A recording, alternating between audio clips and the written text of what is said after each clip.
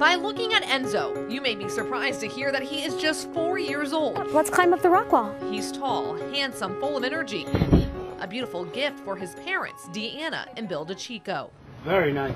It's been our greatest adventure. But life didn't start out easy. The couple adopted Enzo when he was just a few days old, sight unseen. When they would get to the hospital to meet him, they would see something that no parent would ever imagine their newborn child would have to go through. They're screaming the most inconsolable scream.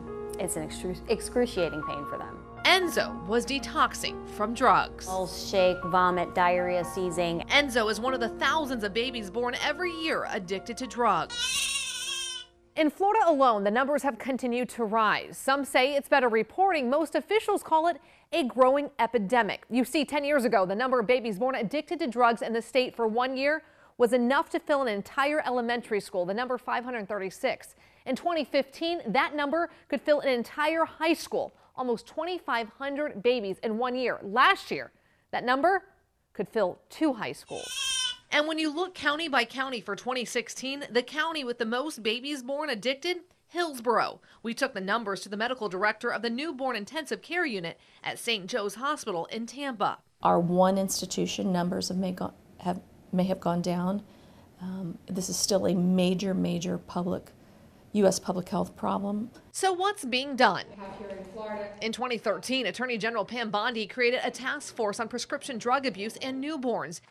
And in its final report made recommendations on how to get the numbers down by increasing early prevention programs and educating healthcare providers.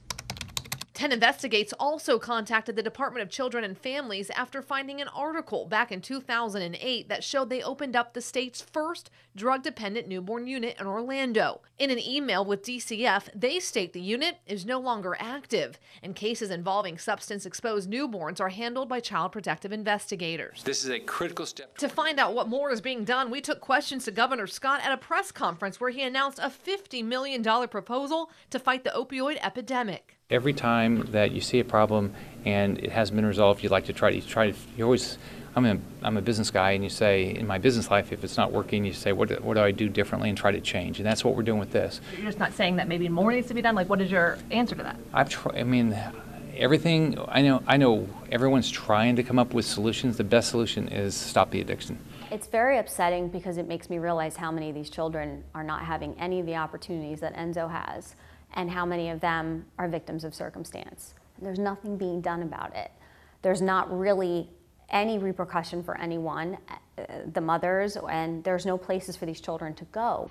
For Deanna DeChico, she says she doesn't have the answers, and unfortunately, either do officials when it comes to not only the growing numbers, but what the long-term effects are when a baby is born addicted.